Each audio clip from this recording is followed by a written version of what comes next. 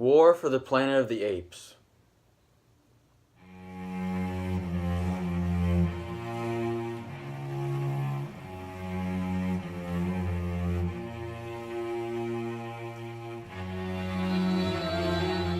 War for the Planet of the Apes is directed by Matt Reeves, starring Andy Serkis and Woody Harrelson.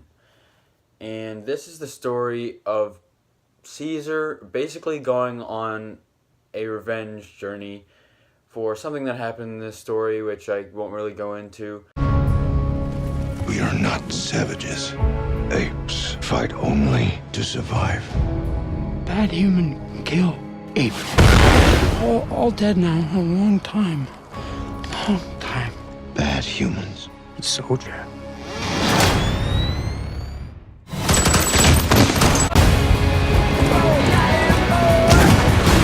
No mercy. No peace. This is war. Apes together, strong. But before I went and saw this, I watched Rise and Dawn the night before, and seeing those right before, I can definitely say that it does live up to those. However, it's probably my least favorite of those, which I'll go into why in a second. But starting into my positives, I will say this is probably the best motion capture CGI I've ever seen in a movie.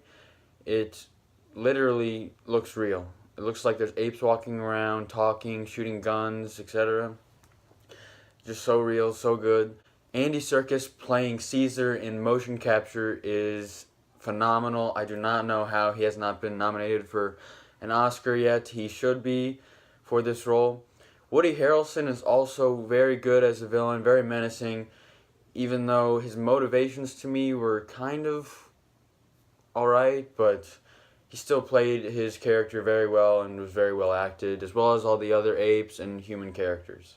Out of all of those characters, though, Caesar and Andy Serkis' performance stand out the most to me, especially when you think about all three movies combined into one big trilogy, which is what I think this is really supposed to be, and that's what it works best as.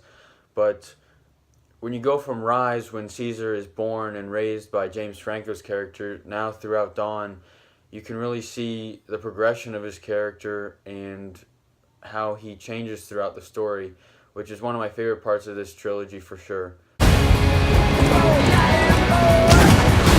No mercy.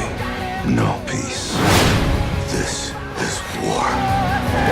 Apes together, strong. Matt Reeves comes back once again after Dawn to direct this film, and I think he does a very, very, very, very good job. He gets the emotional beats in there, some great action scenes, and just an overall great story.